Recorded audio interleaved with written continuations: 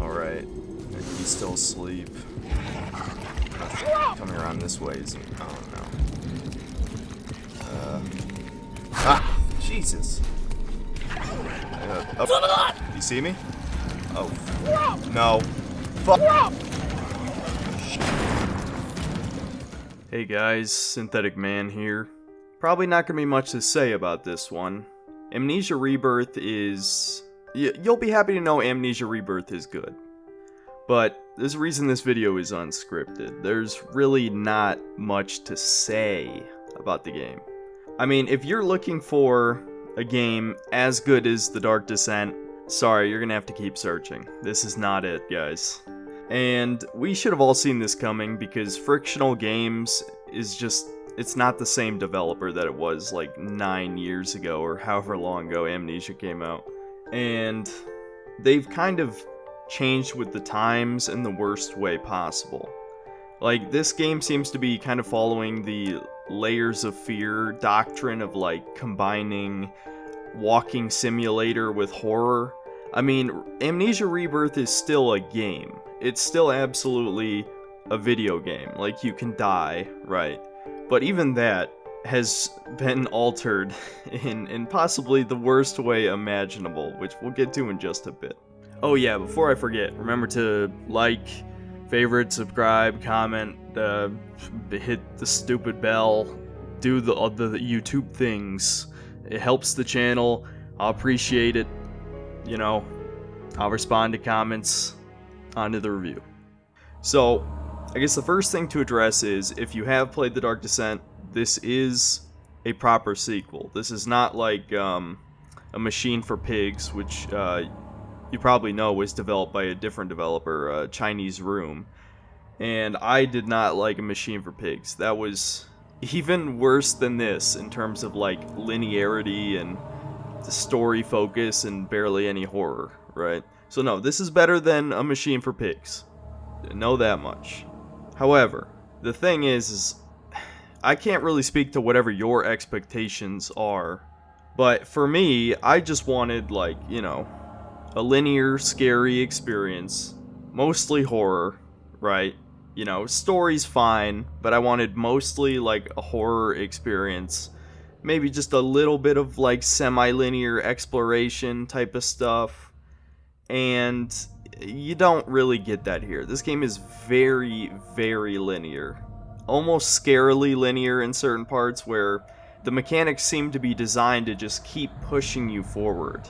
You know, you're not really supposed to stop and explore. Even though there are some hidden notes to find and read for more lore and stuff, for the most part, you're just supposed to keep moving forward, right? And so, I'll just say the things that I do like and the things that I don't like. So, what I do like, the first of the new monsters is pretty scary. Reminds me of, it's probably not the best thing to bring up, but it reminds me of, the fodder enemies, I believe they're called, in Dead Space 3. They're like the emaciated, like, black skeleton necromorphs that you had to headshot. I guess a better thing to compare it to, though definitely they're not as scary as him, is SCP-106, the old man. You know, it's just like this, you know, black humanoid skeletal figure. Like, that's the main new enemy, and there's, you know, multiple of them. It's not just one. Just like the Dark Descent had, you know, multiple grunts and brutes. The other enemy type is not really scary at all. I can't remember what it's called. It's like a watcher or something. I don't know. It has like a spotlight for a face. And nah, that one was just annoying, to be honest. Turns the game into a stealth game, and not a good stealth game. I like stealth games, but, you know, this is very basic stealth. Not really fun. And here's the reason why, right? So, no, wait, I was gonna talk about the other good things. Fuck that. I'll keep it going with the good things about this game, right? So, the story is good. There's too much story. There's definitely too much story. But it's good, at least. Like, you're into it. It takes place around 100 years, maybe exactly 100 years after The Dark Descent. I didn't check the exact dates or anything. And, you know, your plane crashes in Algeria, which Algeria should sound familiar if you've played Dark Descent, you know, in the last couple years or something, or just remember the story weirdly well. Because, yeah, that's where Daniel went to find the orb in the original game, right? And that's where all this otherworldly stuff comes from. Like, Alexander was from the otherworld. I know I'm kind of spoiling Dark Descent a little bit here, but the point is you get to see the otherworld in this game. I'm not going to spoil too much about the plot, but I'm just going to do enough to, like, cover the interesting parts of this game. Because, yes, there are direct references to the Dark Descent. Exactly what you would expect based on what I told you, that it's in Algeria, right?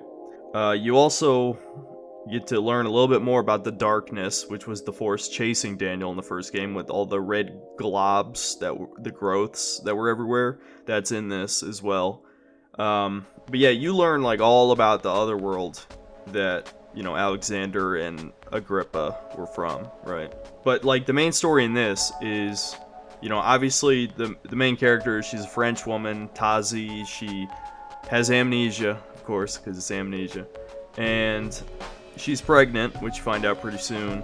You know, she's searching for what happened to all the other members of her expedition, and you know, you slowly recall the things that happened before the start of the game, and you know, there's obviously big reveals tied to that I won't say here, but the story is good, definitely. Other than that, I mean, there's not a whole lot to say. The game's $20. I guess that's a good thing, because $20 for 8 hours, that's pretty good. Though I guess it depends on how you play it, because if you play it a lot more rushed than I did, you could definitely finish it in 6 to 7 hours instead of 8. But I was trying to actually explore stuff. So somewhere in 6 to 8 hours is the length of the game, and this game has no replayability. So if that is a concern to you, sorry, no replayability here. You're going to only play this once, I promise you. Even though there are 3 endings, you can just reload the last save and do the other 2 endings. So, yeah. Yeah, that's about it, though. That's about it for what I like. What I don't like, there's a decent amount I don't like. Okay, so let's first address the new sanity mechanic, right? The sanity mechanic in Dark Descent was good. It was all an illusion, really, which, you know how back in my Dead Space review I brought up that Ars Technica interview with the Dead Space creator? Well, I think the Amnesia creator also did an interview. It was one of the, I don't know if he was the game director, but he was one of the higher ups at Frictional, right? And he was explaining like all the little tricks they did in Dark Descent. They basically lied to you to make the game more scary, which I think is genius, actually, how they pulled it off. Granted, once you watch the video, Dark Descent isn't as scary because it kind of explains how the mechanics really work, right? But I think Dark Descent is like one of the scariest games of all time, easily. I never played PT, so I'm sure PT is definitely up there, but just for me, based on what I've played, like Dark Descent is easily like top 3 scariest games I've ever played. Easily. Just that game legit gets me. This game didn't really. Like, not like, I couldn't really give you a rating because I don't really play hide-and-seek horror games that much, because just, like, the simplistic mechanics get tiring after a while, but it's maybe a little bit less scary than Outlast, and I liked Outlast. Outlast is one of the better ones. So, maybe that means something to you, but it's really hard to say. It's pretty subjective how much it'll scare you, right? But yeah, so the fear mechanic, that's replacing the sanity mechanic. This sucks. It's horrible. And here's why. So, like the first game, your sanity lowers if you view horrific events or you stay in the darkness, right? The problem is, in this game, first of all, you can only stay in the darkness for about a minute. Like, seriously, like 60 seconds without any source of light before your character just fucking loses it. She cannot hold it together at all. And this really sucks because this game is very dark. Just like the previous one, this is very dark. And you've got matches and a lantern, but the lantern has been nerfed like horribly. This is more like the lantern from A Machine for Pigs, where it's just one direction instead of like light all around. And except it still takes fuel like Dark Descent, and the fuel lasts about half as long. Like, seriously, it's horrible. Like, your lantern is just a piece of crap in this game. So just reserve it for when there's nothing to light, because the other thing is matches, which matches are basically a slightly better version of tinderboxes, because you can actually hold the match in front of you, but if you sprint, it immediately goes out. But you can use the match to light as much like light sources as you want around you, as long as it's, you know, lit, right? So matches are really going to be your go-to in this game. Now, so here's the real problem with the fear mechanic, though, on top of the whole you can barely afford to, you know, chill in the dark, is you can actually die from it. Yeah, you can die from being scared in this game. Now, there is a plot explanation. I don't care. I don't care that this plot explanation is still stupid. So basically, if you're in the dark too long, you'll start having these images flash at you, which is really annoying, by the way. Like, it will jump scare you several times, because there's no warning. It just, like, it will flash the image with a loud noise in front of you, like, woo, ya boo. You know, it's like, it's fucking obnoxious, right? So that's gonna get tiring, but at least you'll know when you're about to die, so when that starts flashing, if you don't turn on a light source, the game will ask you to struggle, right? Which, you know, you'll have to, you know, spam WADs and your mouse back and forth, or on console, I'm sure it's both analog sticks, I'm guessing, to shake out of it. But you only get to do that once. If you don't recover your sanity, then you straight up die, right? And also, the other thing in this game that I don't like is if a monster catches you, you just die. You don't have health in this game. In Dark Descent, you could at least get hit once, and then, you know, if you had laudanum, you could drink the laudanum and then take another hit, right? Nah, in this, if monster catches you, you're dead. So, that's another thing they ripped from more modern horror games. Okay, so, yeah, so, the big problem, right? The biggest I keep saying big problem. Everything's a big fucking problem. My only problems with this game are big problems. That's what's funny. When you die, you teleport. Okay, so some people might not remember this, but in the Dark Descent, you actually, something similar happened, where this wouldn't always happen, but sometimes it would happen. It depended on the area you were in. But it would actually despawn the monster, like, in certain zones. I don't think it despawned them in, like, the prison zone or, like, the choir. The bigger fans of the game will know what I'm talking about, but there was, like, this dark prison section, which was probably the scariest part of the whole game, in Dark Descent, where you're basically just wandering through these prison cells while there was a grunt, like, endlessly wandering the halls. Like, he wouldn't despawn like they normally do, right? And I think if you died there, he would stick around. But in, like, regular zones, they would despawn the monster so you could just move on with the game, right? Well, this game takes it a step further. Not only does it always despawn the monster, but in certain cases, it actually just straight up respawns you at the end of the section of the level. So not only do you get to feel bad that you just died, you don't even get a second chance to try. You know, like, really? Like, is the game really just about the story that much? They don't even care about making a fulfilling game experience? So they're just gonna thrust you ahead? Just keep moving forward, man. Don't stop and enjoy the game. Because this isn't really a game, we're just trying to tell you a story. That's the type of bullshit vibe that I was getting from this, right? So yeah, that's a huge problem. The other huge problem is there's just too much story in this game. See, this is what I'm saying, though, is, like, I totally saw this coming. If you played Soma, you knew this would happen. And don't get me wrong, I think Soma's a decent game. It's a better walking simulator than it is a game, but it still had some chase sequences. You know, it wasn't all just walking forward and waxing philosophic about transhumanism and, you know, is the human mind, like, is there a soul?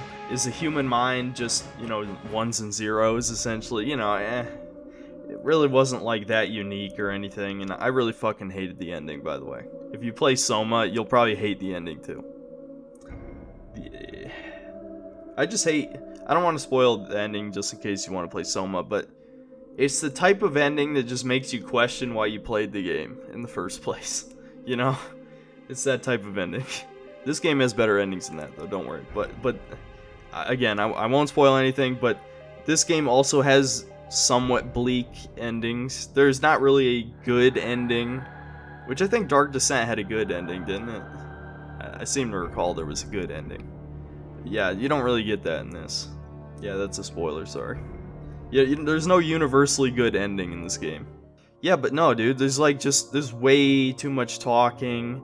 Oh yeah, so a big part that plays into this game not being as scary as Dark Descent is Tazi talks way too much, dude. She talks like every couple minutes about just random crap, you know? Like, I think they're supposed to just be thoughts in her head, but there's no reverb, so we don't really know if they're thoughts or if she's really just talking aloud to herself this whole time, you know? And she just constantly, man, she says Mother of God like 1,000 times in the game. It's really obnoxious. It's just kind of annoying, dude. It's kind of annoying. Also, there's like this very weird focus on pregnancy in this game. Like, you can rub your pregnant belly to reduce your fear at certain points, right? And I don't know, just the level of focus and the amount of dialogue that was put into that makes me think someone on the development team had a pregnancy fetish. I don't know, maybe I'm reading too much into it, but that just, I don't know. Maybe that's just me. That's the vibe I got, alright? Other than that, yeah, I mean, that more or less kind of covers it. It's just, dude, there's like this really scary part. Like, the scariest part of the game is like you're in this maze with, well, I won't say who because it's kind of a spoiler, but you're in with one of the monsters. You know, you're trapped in the, like, there are these panels in the maze, like these floor panels that you step on them, it like closes parts of the maze, right? So you're like trapped in with this monster and you can't just like run out of the maze because doors keep closing and shit. And I died, right, like near the end of the maze, or at least I think I was near the end. And guess what? I respawned at the end of the maze, dude. Are you fucking serious? Like, what is this baby shit, man? Just let me try again. Just let me do it better that time, you know? I hate that. So, I don't know. All in all, it's pretty good. It's pretty good. Is it worth $20? I can't really answer that for you. All you need to know is 8 hours long, very linear, not that many monster encounters. I mean, there are a decent amount in the second half of the game, but we're talking second half, right? In the first 3 to 4 hours, there's probably like 4 monster encounters. So, you know, if you're the impatient type, that might not be for you, you know? Like, I've said it a bunch of times, I'm a gaming purist, so I was annoyed with the level of slow-paced story crap in this game, you know? But I think that pretty much covers it. It's a decent game, but if you haven't played a whole lot of these hide-and-seek horror games, play Dark Descent. It's the best one I played. Play Outlast and its DLC Whistleblower. Those are both pretty good. Play SCP Containment Breach. That's a free game and it's awesome. I don't know. There's probably another one I'm not thinking of. But I don't know. If you want a new one, you can play this, I suppose. But I don't know. Like, depending on how you feel about this might be the point to give up on frictional games. You know, they're more interested in telling a story than actually making engaging gameplay. So, yeah, I wouldn't have bought this game if it wasn't for the review. I'll put it that way. Yeah, that's it. Next video, I'm going to talk about the cycle of hype in Cyberpunk 2077 because I think the hype train has definitely gotten out of control, and I've personally have been in this subreddit, like, reading posts every day, so I'm like deep in this hype myself, and I just feel this familiar, extremely high expectations that are just going to lead to disappointment. So once again, I'm going to talk about disappointing games, of course, because that's me in my brain, right? Then the video after that, believe it or not, is going to be a AAA Ubisoft game. Yes, me, the guy who shits on Ubisoft almost every video, is going to talk about a Ubisoft game again. Yes, I know. I'm going to talk about Watch Dogs Legion because, one, I need to review more relevant games, you know, because, you know, I have no subs, dude. I'm sorry, guys. You know, I got to ride some of these waves, right? And the other reason is, I don't know, I just think it's a really interesting concept that I know Ubisoft is not going to pull off because they're not going to put in the proper resources. So I just want to see if it's a disaster, or maybe it's just mediocre, or maybe they actually do a pretty good job and it's good. Or maybe it has, you know, really obnoxious politics. We'll see, you know, it'll be interesting at the very least. And don't worry, I'm not going to get Assassin's Creed Valhalla. That's not going to happen. So, yeah, just this. I'll check out Watch Dogs Legion and tell you guys if it's worth getting. It's coming out a week from when I'm recording this audio. So, see you guys next time.